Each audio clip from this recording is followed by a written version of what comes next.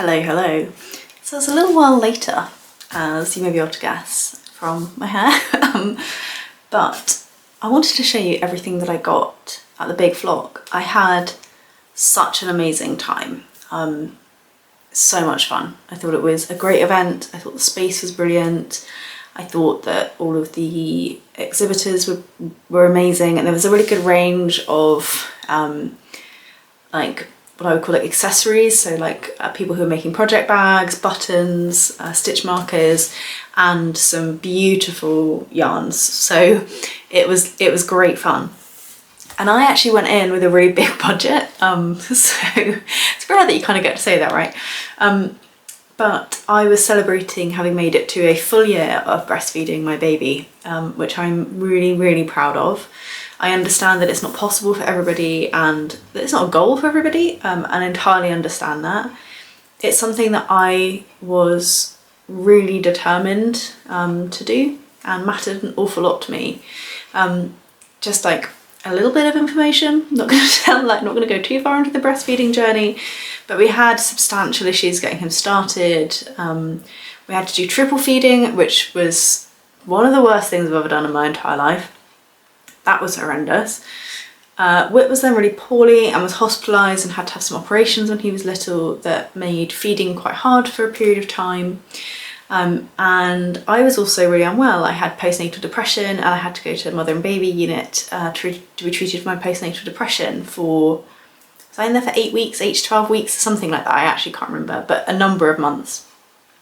All of which I think would have been totally fine reasons, and for any reason really, but for me personally to have felt like that was the end of our breastfeeding journey. And I was just incredibly proud of myself that despite all of those challenges, I have continued to breastfeed him to 1 year.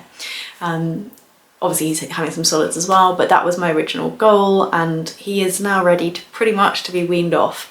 So I went in with a good budget because I had saved up some money that I was essentially not spending on formula, if that makes any kind of sense. So I had a good amount of money to spend as my like well done to myself present, which was really exciting. So I'm going to show you what I got. So the first skein that I have is by James Makes Yarn. Hopefully you can see this one. James Makes Yarn does the most gorgeous, intensely coloured yarn that you've probably ever seen in your entire life. This one fittingly is called Oil Slick. I love that name for this colour. And these will be a pair of socks for Tom. It's so highly variegated, they're just going to be plain vanilla socks. But Tom loves a statement sock, and I just thought, what better statement than this from James Makes Yarn. Absolutely love it. I would struggle to wear anything, I think, this brightly coloured. I think just for me, my style, it doesn't fit in. So it's lovely to be able to have someone who really likes that vibrancy and will enjoy it. So yeah, this one is in the fingering weight, and it is the sock yarn, which is 75% superwash merino, 25% nylon.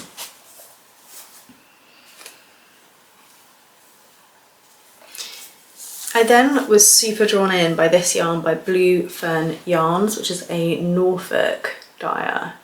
And the colourway is Arctic, and this is another sock yarn. So I'll just show you a little bit more of that colour there. So it's again 75% superwash merino, 15% nylon.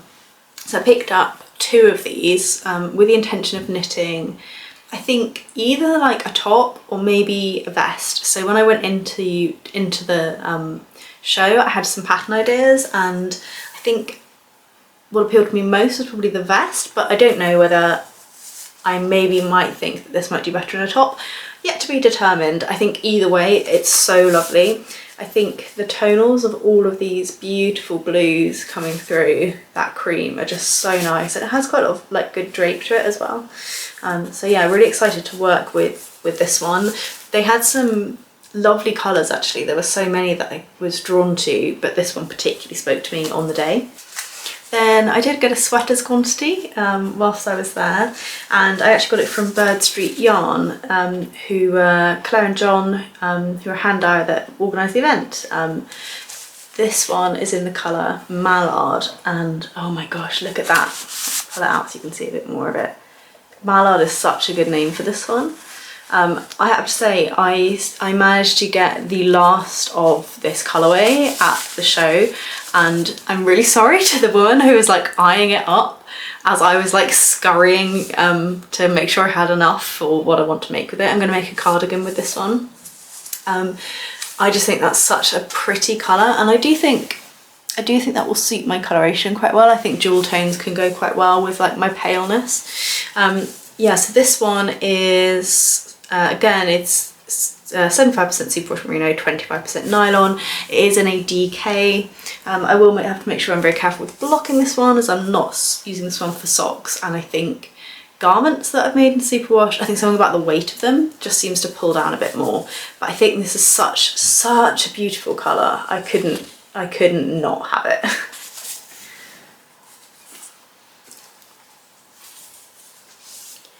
And then the last yarn that I got was for myself, again, for some socks.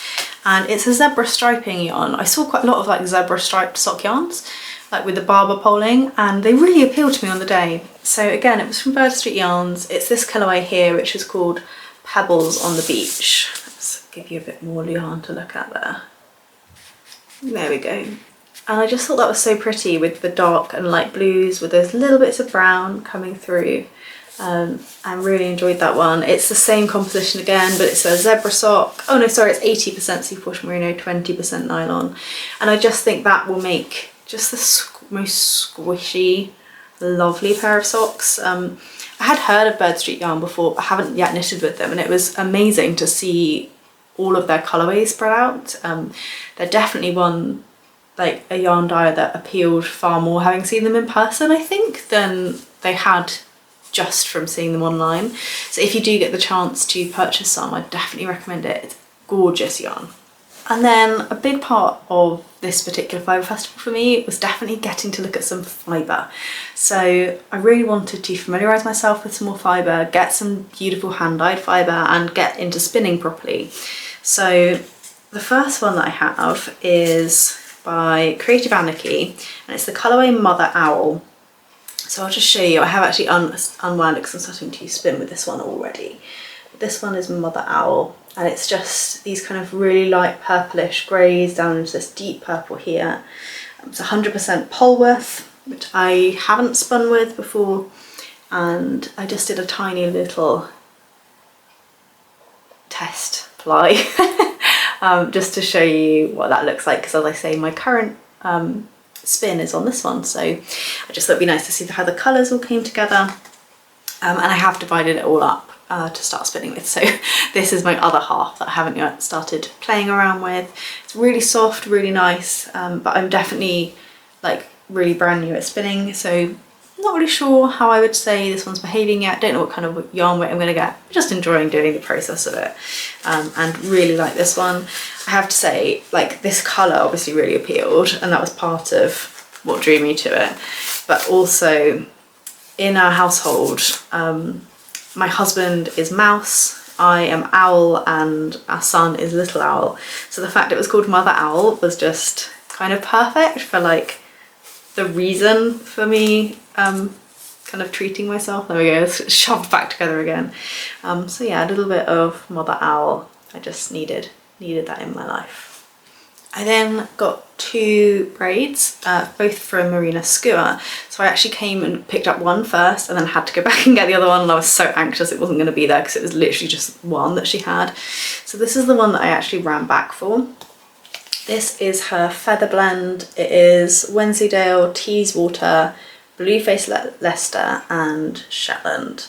And I just think that is such a gorgeous range of colours in here. I'm so excited to see how this one spins up. It's very soft and I don't know, kind of like springy, I guess. So really excited to try and work with that one. This is the one that, as I say, I saw, but I was trying so hard, and this one, the next one we're going to talk about, was the only one that I broke my own like rule on. So I went in saying to myself, I'm going to walk around the whole venue once, have a brief look at what's here, go and have a coffee and then go in and start buying. And the next fibre was the only one that I picked up on my first round, which I wasn't supposed to do any of. So I didn't feel like I could also get this one, as I wasn't supposed to be getting anything at all. So I came back actually after lunch to pick this one up, but really excited of that one. No idea what any of these yarns to be spun will be made into. So then this is the last braid that I picked up. How pretty is that? I love this red bit in the centre, kind of orangey reds. So pretty. It has a little bit more purple to it perhaps than the camera's picking up. I think it's absolutely stunning.